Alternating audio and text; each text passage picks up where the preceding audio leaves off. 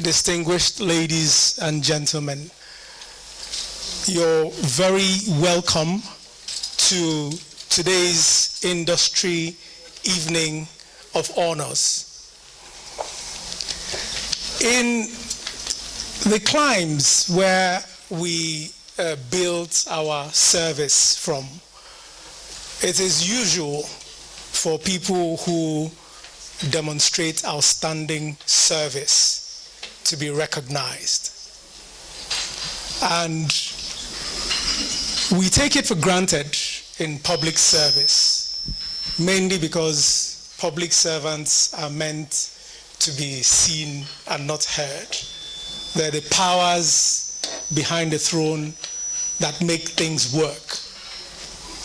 But indeed, I am aware from experience that in the very country where we copied our public service for, people who have distinguished themselves often gain a knighthood or a damehood.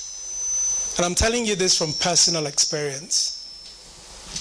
The project I did for my master's and my PhD looked at a policy reform that fed into the British Parliament. And some of the actors within the ministries of health, particularly looking at the activities of the NHS, that helped in improving access to health care for the British citizenry, have earned knighthoods from the Queen of England and damehoods from the Queen of England. But we often take our public servants for granted. And that is the reason why I want to commend two individual entities within this particular convening. First, the West African Postgraduate College of Pharmacists, one of Africa's most proactive bodies for identifying the work that has been done by the lead public servant in the Ministry of Health and Social Welfare, and deeming it fit to say thank you to her for doing the work that she's doing. And I'm sure you will hear from the college themselves, urge her to do more work. So I thank the college.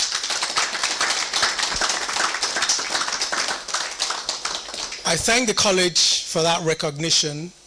That award was given in Gambia, faraway Gambia. That award was announced in faraway Gambia just a few weeks ago. And across the entire West and Central Africa, only 2 individuals were singled out for that singular honor.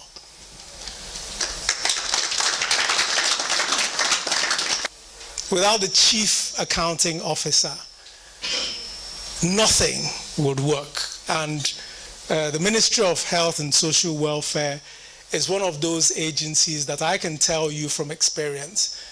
I've worked with that ministry both when I was in the private sector and currently that I am a government public servant.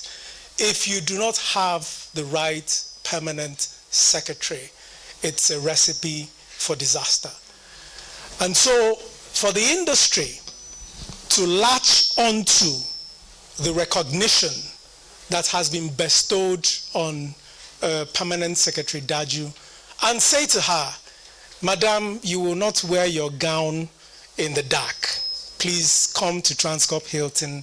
Let us join you in bestowing that gown.